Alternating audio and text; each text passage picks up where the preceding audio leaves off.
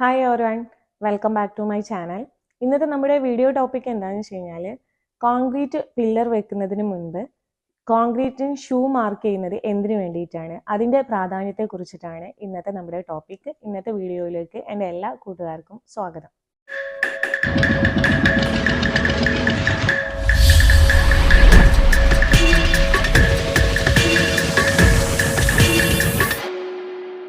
Concrete pillar shoe എന്ന് പറഞ്ഞാൽ plan പ്രകാരമുള്ള റെക്റ്റാങ്കുലർ സെറ്റ് ചെയ്യേണ്ടിടത്ത് സെറ്റ് ചെയ്ത് അല്ലെങ്കിൽ കറക്റ്റ് മെഷർമെന്റ് എടുത്ത് തൂക്ക് കറക്റ്റ് ചെയ്തതിന് ശേഷം പില്ലറിന്റെ ആക്ച്വൽ നീളവും വീതിയും എടുത്ത് 4-5 സെന്റിമീറ്റർ കനത്തിൽ സെന്ററിങ് ആൻഡ് ഷട്ടറിങ് ചെയ്ത് അതിലേക്ക് കോൺക്രീറ്റ് മിക്സ് ഇട്ട് വെക്കുന്നു. ഇതിനെയാണ് കോൺക്രീറ്റ് പില്ലർ ഷൂ എന്ന് പറയുന്നത്. അപ്പൊ ഇത് വളരെ പ്രധാനപ്പെട്ട ഒരു കാര്യമാണ്. നമ്മളെ പ്ലാനിലെ അതേ ഒരു ആക്ച്വൽ അളവ് ഇതിലേക്ക് എസ്റ്റാബ്ലിഷ് ചെയ്ത് കൊണ്ടുവരുന്നതിന് വേണ്ടിയിട്ട് വളരെ വലിയൊരു പങ്ക് വഹിക്കുന്ന ഒരു ഘടകം തന്നെയാണ് പില്ലർ കോൺക്രീറ്റ് ഷൂ എന്ന് പറയുന്നത്. കാണുമ്പോൾ നമുക്ക് ഇതൊരു ചെറിയൊരു സംഭവമായേക്കാം, പക്ഷെ നമ്മൾ ആ പില്ലറിന്റെ തൂക്ക്, അതുപോലെ തന്നെ അതിന്റെ പൊസിഷൻ ചേഞ്ചിങ്ങും അതിന്റെ കറക്റ്റ് ലെവലായി നിൽക്കുന്നതിനും എല്ലാം ബേസ് ചെയ്യുന്നത് ഈ ഒരു ബേസ് ഘടകമായിട്ട് നിൽക്കുന്നത് പില്ലർ കോൺക്രീറ്റ് ഷൂ തന്നെയാണ്. അപ്പൊ നമ്മൾ ഇതിലേക്ക് ഇടുന്ന മിക്സ് എന്ന് പറയുന്നത് നമ്മൾ കോൺക്രീറ്റിന് വേണ്ടി പില്ലർ കോൺക്രീറ്റിന് വേണ്ടിയിട്ട് യൂസ് ആക്കുന്ന മിക്സ് തന്നെയാണ് ഇതിലേക്കും ഇട്ട് കൊടുക്കുന്നത്. മിനിമം ഒരു 1:1.5:3 എങ്കിലും യൂസ് ചെയ്യാൻ ശ്രമിക്കുക. അതിലും കുറഞ്ഞ മിക്സ് യൂസ് ചെയ്യാതിരിക്കുക. പിന്നെ ഇതാണ് ബേസ്. അപ്പൊ അതിന് വേണ്ടിയിട്ട് അതിനെ നന്നായിട്ട് കോമ്പാക്ട് ചെയ്ത് നല്ല രീതിയിൽ വൈബ്രേറ്റ് ചെയ്ത് ആ ഒരു മിക്സ് നല്ല രീതിയിൽ സെറ്റാക്കി എടുക്കുക. ഇപ്പോൾ ഈ ഒരു പിക്ചറിൽ കാണുന്നത് പോലെ തന്നെ നമുക്ക് പട്ടിക വെച്ചിട്ടും ഇതിന്റെ സെന്ററിങ് ആൻഡ് ഷട്ടറിങ് ചെയ്തെടുക്കാവുന്നതാണ്.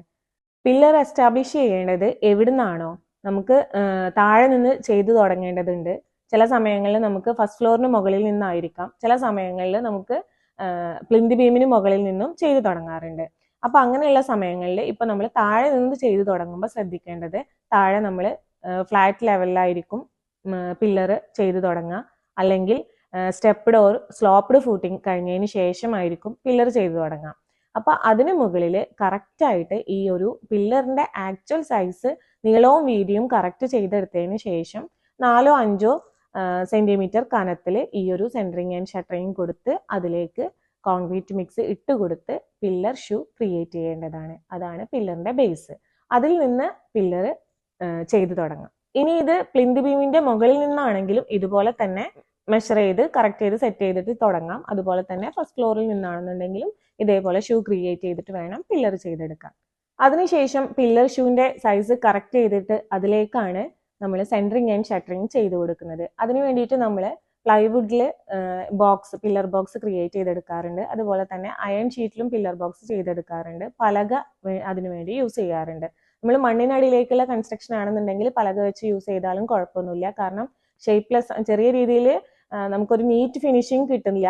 എന്നിരുന്നാലും കുഴപ്പമില്ല. എന്നാൽ മുകളിലേക്ക് സൂപ്പർ സ്ട്രക്ചർ വരുന്ന സമയങ്ങളിലൊക്കെ ആണെന്നുണ്ടെങ്കിൽ നമുക്ക് അയൺ ഷീറ്റ് യൂസ് ചെയ്തിട്ടുള്ള പില്ലർ ബോക്സും അതുപോലെ തന്നെ പ്ലൈവുഡിൽ ചെയ്തെടുത്തിട്ടുള്ള പില്ലർ ബോക്സും നമുക്ക് യൂസ് ആക്കാവുന്നതാണ്. എന്നാൽ നീറ്റ് ഫിനിഷിങ്ങിൽ നമുക്ക് കോൺക്രീറ്റ് പില്ലർ ഔട്ട്പുട്ട് ലഭിക്കും. നമ്മൾ നിലവിൽ എക്സിസ്റ്റിംഗ് ആയിട്ടുള്ള ഒരു ബിൽഡിങ്ങിന്റെ മുകളിലേക്ക് കമ്പി എക്സ്റ്റെൻഡ് ചെയ്തിട്ടിട്ട് അത് കുറച്ച് കാലപ്പഴക്കം ചെന്നതാണെങ്കിൽ അത് തുരുമ്പ് വന്നിട്ടുണ്ടാവും. അതിനെ നന്നായിട്ട് ഉരച്ച് ക്ലീൻ ആക്കിയതിനു ശേഷം അതിലേക്ക് പ്രൈമർ അപ്ലൈ ചെയ്തിട്ട് അതിലെ എക്സ്റ്റൻഷൻ വരുത്താവുന്നതാണ്.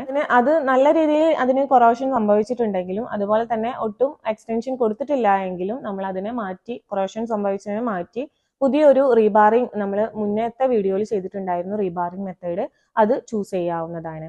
പിന്നെ സാധാരണ വീടുകൾക്ക് ഇപ്പോൾ ഈ ഒരു ബെൽറ്റ് കോൺക്രീറ്റ് കഴിഞ്ഞതിന് ശേഷം അതിന്റെ മുകളിലേക്ക് പില്ലർ സിറ്റ് ഔട്ടിലേക്കോ അല്ലെങ്കിൽ വരാന്തയിലേക്കോ വേണ്ട പില്ലർ ആവശ്യമുണ്ടെങ്കിൽ അതിലേക്കും ചെറിയ രീതിയിൽ ഇത് ഈ പറഞ്ഞ പോലത്തെ ഒരു പില്ലർ ഷൂ ക്രിയേറ്റ് ചെയ്യേണ്ടത് വളരെ ഇമ്പോർട്ടൻ്റ് ആയിട്ടുള്ള കാര്യമാണ്. കാരണം ആ ഒരു പില്ലറിന്റെ കൺസ്ട്രക്ഷൻ ഫെയിൽഡ് ആവാതെ നല്ല രീതിയിൽ ഔട്ട്പുട്ട് കിട്ടുന്നതിന് വേണ്ടിയിട്ട് പില്ലർ ഷൂ ക്രിയേറ്റ് ചെയ്യേണ്ടത് അത്യാവശ്യമാണ്. അപ്പൊ ആരും സ്കിപ്പ് ചെയ്യാതിരിക്കുക. ഈ ഒരു വീഡിയോ ഇത്രയും ഇമ്പോർട്ടൻ്റ് ആയതുകൊണ്ടാണ്, ഈ ഒരു ചെറിയൊരു കാര്യമാണെന്ന് തോന്നുമെങ്കിലും ഇതിന് വളരെ വലിയൊരു ഇമ്പോർട്ടൻസ് ഇതിലുണ്ട്. അതുകൊണ്ടാണ് ഇങ്ങനൊരു വീഡിയോ ചെയ്തത്.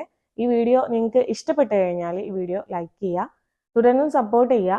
പുതിയൊരു വീഡിയോ ടോപ്പിക്കായിട്ട് വീണ്ടും കാണും വരേക്കും ഇറ്റ്സ് മീ അനീഷ കല്ലറക്കൽ.